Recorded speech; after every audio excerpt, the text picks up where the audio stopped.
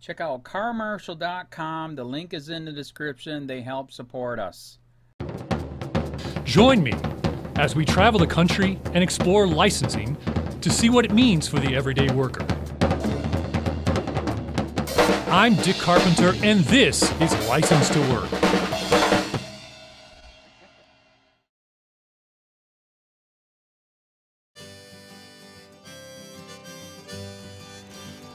It's 1965, and a young Navy veteran and factory worker needs a side job to support his growing family.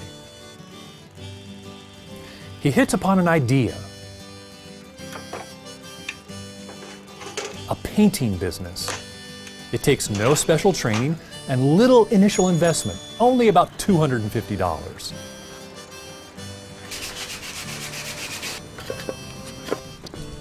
For almost a decade, he paints houses, barns, signs, businesses, anything people ask for. And each year, he brings in an extra $5 grand, or in today's dollars, about $39,000.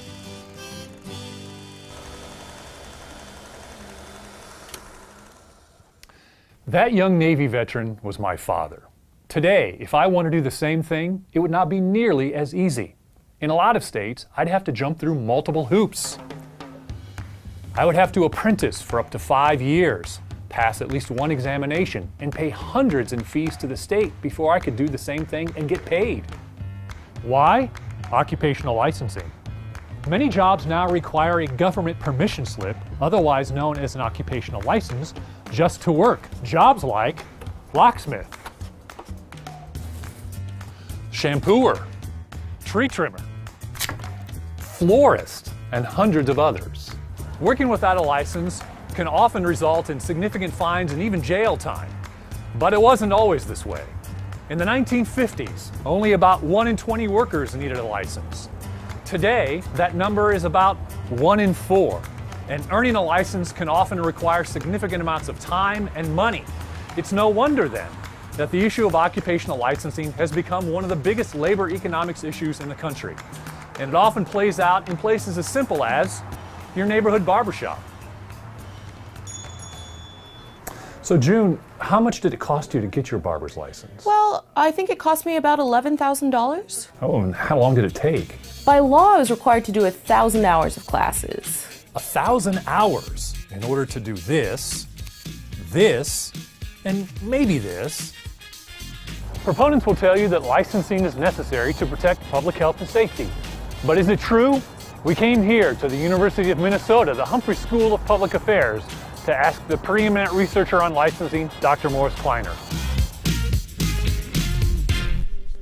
So Dr. Kleiner, how much evidence is there that licensing actually protects public health and safety? Not very much. There is some evidence, but the preponderance of the evidence suggests that it doesn't do much to protect health and safety. Well, then surely licensing must increase quality of service and weed out charlatans and quacks, right?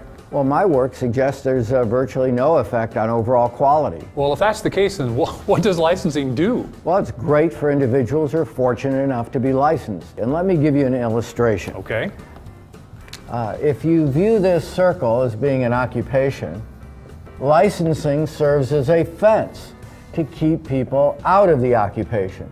So if someone tries to get in, this fence serves as a barrier to entry. Okay, so then what's the effect?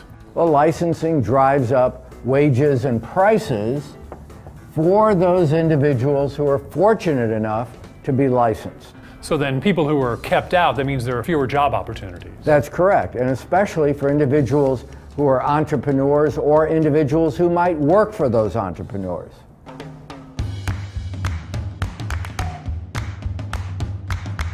That includes workers on the lower rungs of the economic ladder.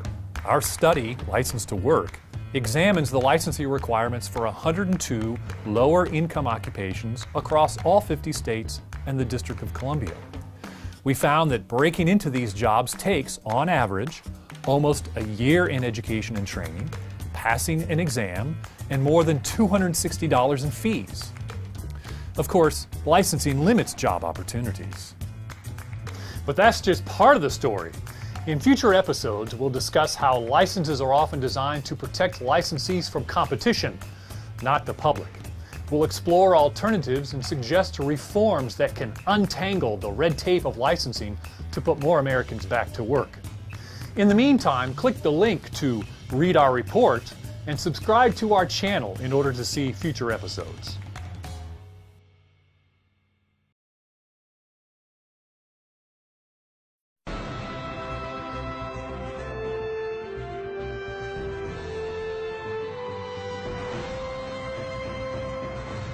Does the government work for us or do we work for the government? Tonight, what if the Constitution no longer applied? What if the whole purpose of the Constitution was to limit the government? What if Congress's enumerated powers in the Constitution no longer limited Congress, but were actually used as a justification to extend Congress's authority over every realm of human life? What if the president, meant to be an equal to Congress, has instead become a democratically elected, term-limited monarch? What if the president assumed that everything he did was legal just because he's the president? What if he could interrupt your regularly scheduled radio and TV programming for a special message from him? What if he could declare war on his own? What if he could read your emails and your texts without a search warrant? What if he could kill you without warning?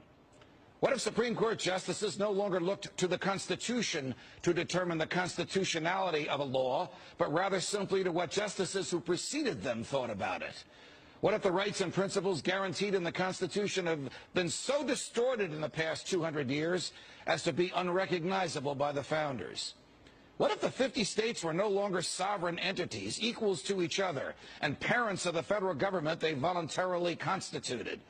What if the states were mere provinces of a totally nationalized and fully centralized government? What if the Constitution was amended stealthily, not by constitutional amendments duly ratified by the states, but by the constant and persistent expansion of the federal government's role in our lives? What if the federal government decided if its own powers were proper and constitutional? What if the Constitution were no longer the supreme law of the land? What if you needed a license from the government to speak, to assemble, or to protest against the government? What if the government didn't like what you planned to say, and so it didn't give you the license? What if the right to keep and bear arms only applied to the government? What if posse comitatus, the federal law that prohibits our military from occupying our streets, were no longer in effect? What if the government considered the military an adequate dispenser of domestic law enforcement? What if cops looked and acted like troops and you couldn't distinguish the military from the police? What if you were not secure in your person, in your papers, and in your property? What if federal agents could write their own search warrants in defiance of the Constitution? What if the government could decide when you were and were not entitled to a jury trial? What if the government could take your property whenever it wanted? What if the government could continue prosecuting you until it got the verdict it wanted? What if the government could force you to testify against yourself simply by labeling you a domestic terrorist? What if the government could torture you until you said what the government wanted to hear? What if people running for president actually supported torture? What if the government tortured your children to get to you? What if government judges and government lawyers intimidated juries into convicting the innocent? What if the government could send you to your death and your innocence meant nothing so long as the government's procedures were followed? What if America's prison population, the largest in the world, was a cruel and unusual way for a country to be free? What if half the prison population never harmed anyone but themselves? What if the people had no rights except those the government chose to let them have? What if the states had no rights except to do as the federal government commanded? What if our elected officials didn't really live among us, but instead all had their hearts and homes in Washington, D.C.? What if the government could strip you of your rights because of where your mother was when you were born? What if the income tax was unconstitutional? What if the states were convinced to give up their representation in Congress? What if the government tried to ban you from using a substance in your body that is older than the government itself? What if voting didn't mean anything anymore because both political parties stand for big government? What if the government could write any law, regulate any behavior, and tax any event? The Constitution be damned. What if the government was the reason we don't have a Constitution anymore? What if you could love your country but hate what the government has done to it? What if sometimes to love your country you had to alter or abolish the government? What if Jefferson was right? What if that government is best which governs least? What if I'm right? What if the government is wrong? What if it is dangerous to be right when the government is wrong? What if it is better to perish fighting for freedom than to live as a slave? What if freedom's greatest hour of danger is now?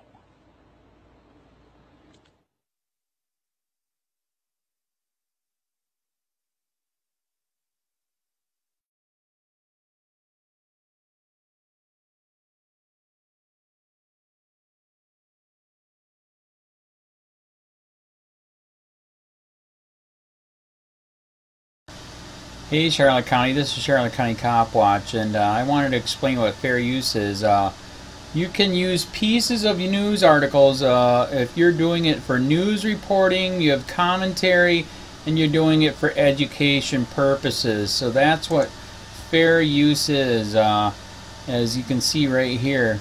Another reason why I wanted to make this video is to let you know I have just joined with Patreon. A nice thing with Patreon, I make no money on YouTube. They took the money away years ago, and so this is another way to give, and it's a nice thing too because you can give monthly.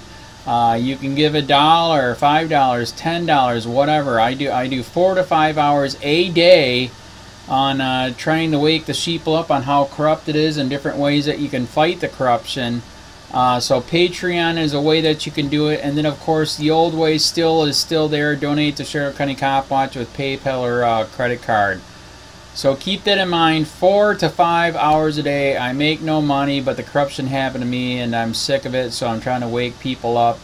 But my wife would love it if if we could get some help out there. There's 47,000 subscribers. Just think if each one of you subscribers just gave let's say actually yes, $1 a month. 47,000 subscribers gave $1 a month. That would be awesome. That's not going to happen. But anyways, that would be great if it did happen. But do the math in your head. Just think about it. Like I said, 4 to 5 hours a day. I get no money from YouTube. YouTube has gone nuts. You can't do anything anymore. They're taking the money away everywhere. So these are a couple different ways that you can still help out with all this time that I put in. And as you know, I'm in a special situation where at least I can do it. 4 to 5 hours a day. We have a cleaning company during the day. That's what allows me to do this, and we're debt free. So this is my hobby. I don't go fishing and all that other crap. I try to save the world. So help me out to make the wife happy, man. In fact, if you guys did give $1 a day, and there was 47,000 of you, and you did it, and each of you gave $1, and that was every month, oh my God, yes, I could quit. I could start suing them. Another idea too that we have is if I got some funds, we could actually contact everyone that has been ticketed and or arrested and put in jail and start sending them postcards to let them know we're here, and to see if everything went all right, and if it didn't, find out their story. So we could even do more investigations and more lawsuits. Lawsuits take money. So just think about that. 47,000 of you so far right now. $1 a day. $1 a month on Patreon, or $5 a month Patreon, 10, 20, whatever. Just do the math in your head, help out. This is a lot of work every single day. Thanks.